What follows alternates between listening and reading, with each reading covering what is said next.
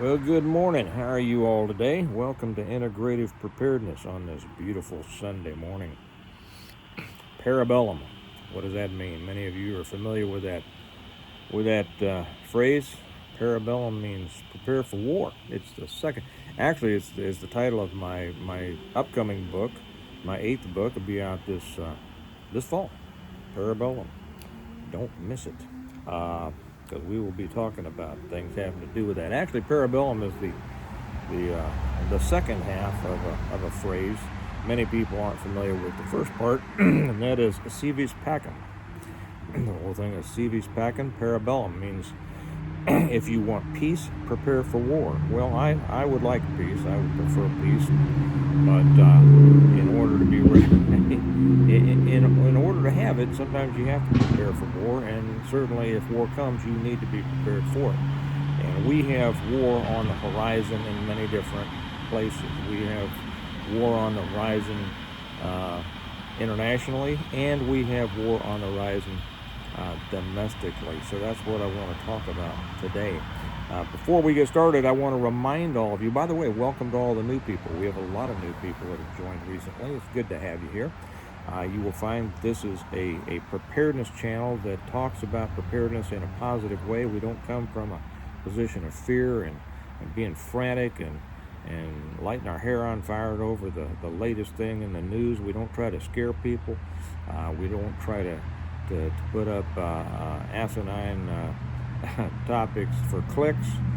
We're not here to make money on this channel. We are here to inform you, for me to share what I think as a result of my experience in different things, and to help people get better prepared for what may come. We live in an uncertain world, and in order to be able to deal with an uncertain world and an uncertain future, we need to be certain in our preparations for it. So, all that being said, I want to remind everybody, like I said, welcome to all the new people, remind you that our second annual Stonemont Integrative Preparedness Gathering is coming up October 4th, just less than a month away now, 2025, so if you're watching this in 2026, you missed it, but we'll have another one.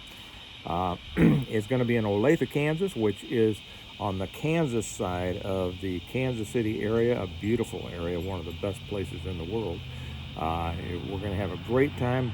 I just checked the list of people who have confirmed that they are coming, who have registered for it, and there are some exceptional people coming. If you weren't able to make it last year, try to make it this year. You'll be glad that you did. If you're coming in from out of town, make your hotel reservations in either Leawood, Overland Park, Olathe, or Lenexa, Kansas. Those are the nice parts. Stay out of Missouri. We want you to survive your trip to this area. but when you get to the Kansas area, it's like you dropped into a little piece of heaven. Okay, Overland Park, Kansas, we're out of. Is always in the top 5 of the best places to live in the country. Sometimes number 1 or number 2. So it's a great place. You'll be safe. We will have a good time. You will need to register. It doesn't cost you anything. Stonemont's picking up the tab, but you'll need to register so we know how many people are coming. Just so Stonemont knows how much stuff to buy for you, right? We'll have burgers and hot dogs and just general fellowship throughout the day. In order to register, go to the stonemont.us website. Stonemont.us. You'll see some tabs up there. One will say shop, or you can get our mugs and books and t-shirts, things like that. Got a new design coming out for the fall for sweatshirts and tees. There'll be another tab, books, where you can buy my books if you'd like. And then there's an events tab. So go to the events tab. That will take you to the Stonemont Gathering. It'll give you all the information and let you register. And yes, you can bring guests. They may not even watch the channel. That's all right. If they're your significant other or even some insignificant others, they're welcome because you do. You're a member, so bring them on. They'll have a good time too. And I'm looking forward to seeing all of you that I met last year and talk a little bit more and meeting all you new folks. So let's get to this. Parabellum. Prepare for war. And like I said, it's the second half of civis pacem. And I do want peace. I left a violent life years ago. Just had some friends over last night for dinner, and he also comes from a very violent past, and we talked about how we separated our lives from a violent past to kind of a new life here. I thank the good Lord for that. He gets all the credit, certainly, because left up to me, what was it that Mr. T used to? I pity the fool who would have continued the life that I'd had. But I do want a life of peace, but I'm not so naive as to think that just because I want it, it's going to happen. And we have war flaming all around us. One of the things that I saw on today that made me want to talk about this has been on my list of things to talk about. I opened up Breitbart. First thing I do in the morning after I do my prayers and my Bible study is I check messages on our comments on the on our videos, and then I check the news. And one that grabbed my attention was this: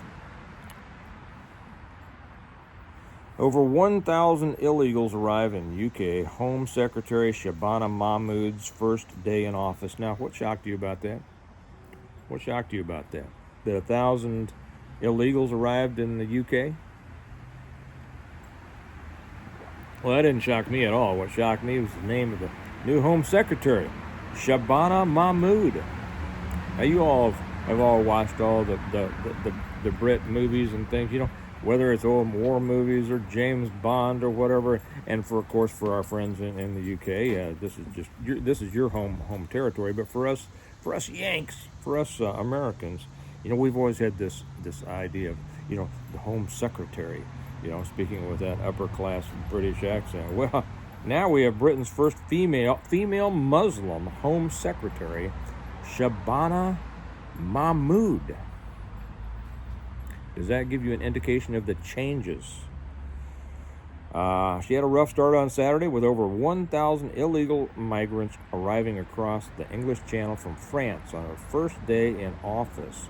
Mahmood, it says, a former pro-Palestinian activist whose Pakistani parents migrated to England from Mirpur, I guess that's how you say it, in the disputed Kashmir region. So anyway, that's it. So she's a former pro-Palestinian activist. Well, she may be a former activist. Well, do you think she really is? Do you think she's former pro-Palestinian? No, I'm sure that that's the way she believes. She's pro-Palestinian. Okay. Now, I tell you what. Well, I'm not even going to get into that. I'm not even going to get into it. People are arguing on both sides of that, and I find that most of the people who are arguing don't know what they're talking about. They know a little bit about what they're talking about. That's the problem. They know a little bit, and they think they know it all, and they don't. Anyway, so we have that. We have the UK is just about to fall. I mean, I don't see there's any way it's coming back. We have people that are talking about a potential civil war in Great Britain. I can see that happening. I see the Brits finally rising up and engaging in counter demonstrations. I see the Irish doing it. I see a lot in Europe rising against what they now have finally recognized as a lot of people recognized it before, but they recognize the invasion, the Muslim invasion of Europe, and that Islam has been at war with Europe for some time. Many people have recognized it. Only recently have enough people started standing up against it, and I think it's probably too late. I think it's probably too late, because you can get out in the streets and you can protest, but the other side has the levers of power. They have the government. Look at all there are so many of the major UK cities with Muslim mayors. You know what that means? That means that there was enough Muslims already there to vote them in, and enough weak British citizens to go along with it, not realizing that they're voting for their ultimate demise. Okay, now I fully expect Britain to fall. That's a shame. That is a shame. So these people, they get up. They don't have any guns. And I hear. No, I'm not going to get into that either. That'd be a whole different subject, and I think there might be a time coming soon to where I'll have to talk more about the Second Amendment and what it really means in the United States.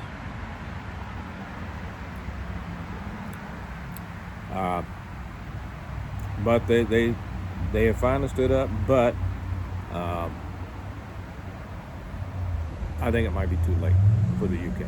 Okay, simple as that. And until it gets so bad that really an underground resistance starts to build. The difference between over there and the United States is not the Second Amendment. It's the point at which they have arrived. Okay, so they can rise up, but they're not. But because the Muslims have now captured enough of the levers of power in the government, the right is not going to be able to do anything, because the left will use those levers to slam dunk them. Plenty of them are going to go to prison. Plenty of them are going to be killed. They don't have the means to fight back. All that. Now that brings us over to America. Now, we see now that you saw that Trump says he wants to change the name of the Department of Defense to the Department of War. Okay, and he's doing his typical stuff. He's trolling them with that meme of him, deportations. I love the smell of deportations in the morning or something like that. It's getting them all riled up. And now he has said that Chicago is going to find out why. If they can't get their stuff taken care of, they're going to find out why it's called the Department of War, because he's sending more feds to Chicago and federalizing and troops. Okay, interesting. Now people have come down on I was going to say both sides, but actually several sides of this. At what point should the federal government come in and take over law enforcement duties in a city or a state? Okay, that's up for debate, and it's a constitutional debate. It's both a constitutional debate and a personal debate, how people feel about it. They came into Washington, D.C. that had been allowed to collapse.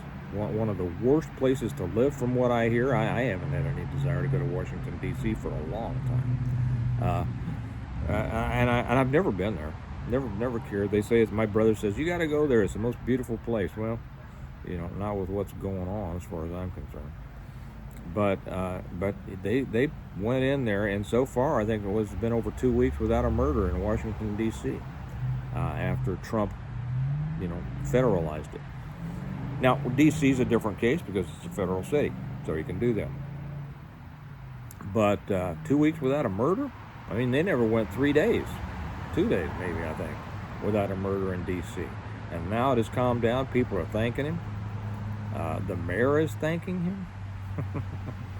The people now feel safer. They can go out and live their lives with finally the strong hand of the federal government coming in. Now, I tell you, right now, I bridle against that phrase, the strong hand of the federal government. I do not like the strong hand of the federal government.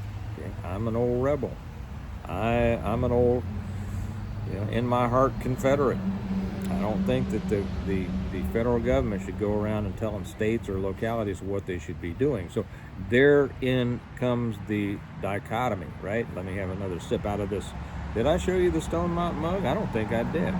This is the official mug for the second annual gathering. You can order this through the website if you want to. If you're coming, only people who come to the gathering can get this. You will order them on the website, but you'll pick them up at the gathering, okay?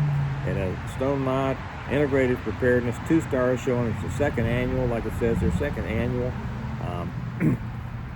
gathering, October 4, Olathe, Kansas. On the back, it says, as our tagline, prepare well today in order to live well tomorrow. The battle axe and rifles, the symbols of Stone Mont. Semper Paratus, meaning always ready.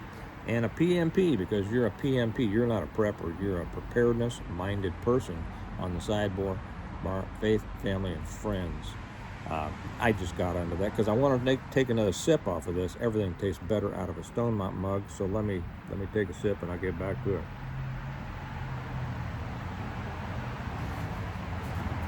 But that brings us to a situation to where now he's going into Chicago. Well, should they go into Chicago? At first thought, you think, well, yeah. I mean, Chicago's been a lot, as has other cities, many other cities, St. Louis, Kansas City, Atlanta. Pick a city, and it is probably run by a Democrat mayor, and it has been allowed to become just a whole, just a cancer of the state that it is in. Because the cities are, as much as I used to love the cities, they have just degraded into a mess. They're shitholes, to be honest. I don't usually use that language, but most cities have become shitholes. A lot of good people live in cities, and they shouldn't have to put up with that stuff. But the cities are the ones who have to take care of it. They should take care of it. Okay, it shouldn't be the federal government's business going in there and doing anything. Now, so you see, I'm on. You see where I am on this. I think, it's my opinion, that probably cities should be allowed to collapse. I'll be honest. Because they vote in these mayors, and cities are populated, and most of the voting bases are people who are on some kind of government assistance. Now, what I mean by that, they either work for the government or they're eating the government cheese. And there's a lot of people that aren't like that. I mean, the cities are the economic engines of our country. They're the economic engines of our states. Because there's still enough business there and enough good people paying into the tax base. But that group of people is becoming smaller and smaller and smaller. And so the rest of everybody suffers as a result of the increasing cancer of the cities. We can keep trying to save the cities, but I think that they're beyond salvation. I really do. And I think they should be allowed to collapse. Let the good people leave the cities. Let those cities collapse. My family, I've talked about this before. We used to live in the city. It used to be a beautiful part of the city.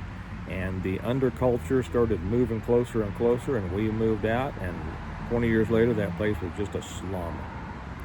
Where it used to be beautiful. Moved out farther south, and it was a beautiful part of the city for a while, and then 20 years later, it was a slum. Simple as that. It's a culture. It's cancer. It is a cultural cancer that continues to spread as a result of social programs. And the producers, the producing class, should not be expected or required to support them anymore. So my opinion is, let the cities collapse. No more help to them. No more welfare programs. No more anything. No more outside help. If they want to improve their position, let them do it themselves. Simple as that. Let them do it themselves, or kill each other. That's a terrible thing to say, because I know a lot of children are caught in the mix, but it's been proven over time it cannot be cured. They cannot be helped. Okay, the cities cannot be helped from the outside, and they shouldn't have to be. If business can't do it, money stolen from taxpayers and other places should not be used to support them. So that's my opinion. I don't think that's going to happen, but as the pushback comes, and the strong federal central response to the crime problems. I was going to mention this several years ago, and I decided not to.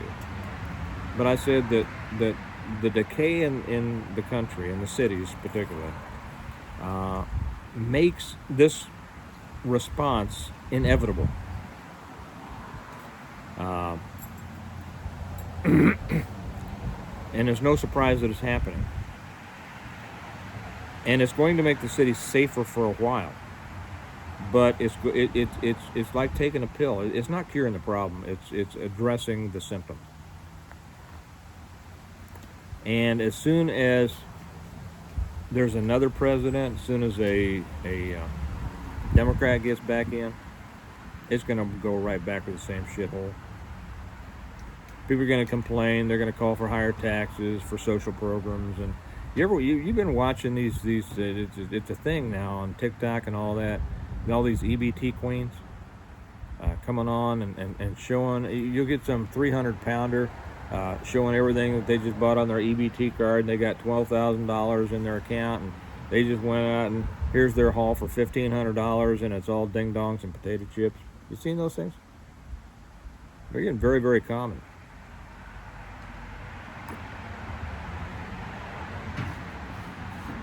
That's in my mind, that's a sin. That's immoral. It's immoral to continue to enable a people to destroy themselves, and as an extension, destroy society as a whole. So, in my opinion, that shouldn't be allowed. No more help. No more social help. If somebody wants to help themselves and work hard, they can do it. They live in America. There's no reason, like I've often said, if you fail in America, you have to try to fail. There are just too many opportunities here. And if they want to help themselves, they can, and they should, just like everybody else. And I don't go with this crap about, well, but it's harder for some people than others. Yeah, it is. It's harder because of the decisions their parents or their absent parents have made. And I'm sorry about that, but that's the way it is.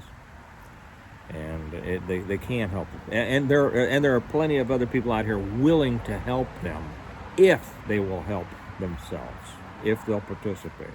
But anyway, I don't see this situation improving, which means that we have, between the underculture that has been allowed to grow and has really been nurtured and watered, purposely developed, and the influx of more militant Islam into our country, the United States, I see war here, whatever kind of war it's going to be. I see it as inevitable. When it's going to come, I don't know. It's not coming next week. It's going to elevate and escalate and escalate. Whether it becomes a civil war, a revolution, a balkanization, nobody can say. My buddy Mike Morton wrote that great book, Balkanized. Go read it. Find it on Amazon. Balkanized by Michael Morton. I think pretty much everybody sees that, regardless of the fact that most of us, at least everybody that I know, well, I won't say that, but many of us live great lives now. We do. We live great lives. And that's not going to continue forever. And there is going to be a reckoning. There has to be a reckoning for this stuff, because it's not going to be fixed. And sometimes, well, let me put it this way. When somebody has allowed, I would equate with this with somebody who's dying of diabetes and cancer and everything like this. They either have to have major surgery and chemo and all this kind of stuff. They have to destroy much of the organism. They have to destroy the internal cancer in order for the body to survive. That's one. That's one option. Or in many cases, they show it has been shown that if they change their lifestyle, there are more and more studies coming out that show a drastic change in diet can actually reverse and cure many cancers. You know what that means? That means stop eating crap, get some exercise. And there's too many stories of people who have totally reversed stage 4. I'm not giving medical advice. I'm just passing on what's on many other YouTube channels. And they'll come on and say, I was stage 4. They gave me 3 weeks to live. I changed the way I ate. I started eating a keto or carnivore diet. And now I'm 4 years beyond that. I'm cancer-free, living a great life. So the thing there is, you have to change the basics of what you're doing. You have to stop taking in the poisons that you have been taking in and caused your problem.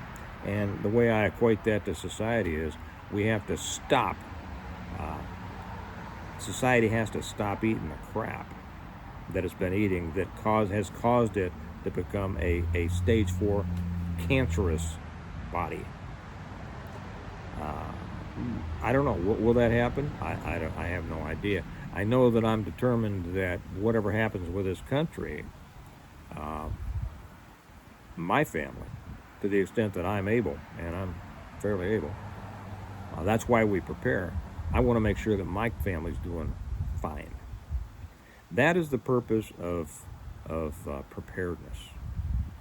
You know, in my first book, The Reversion, I made a statement by the main character, Jim Wyatt, and it says, Jim Wyatt had always said that if everything collapsed, he didn't want to just survive, he didn't want to notice. And that's my purpose here. The world can be collapsing around us, and in many ways it is. What your life is, the life you live, is going to depend a great deal on, and mostly on what you do, how you prepare. And that's not preparing from a position of fear.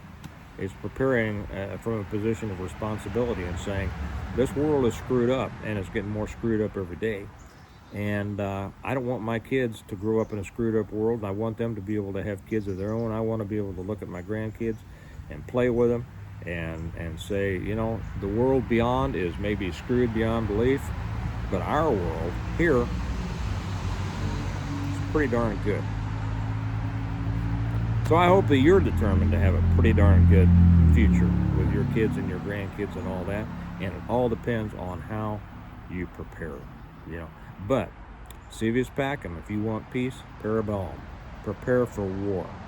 Build your peace, but also develop your ability to where if it's brought to you, you can handle it. Okay? All right. You all have a great day. Remember, one more time, the second annual gathering. You all are invited.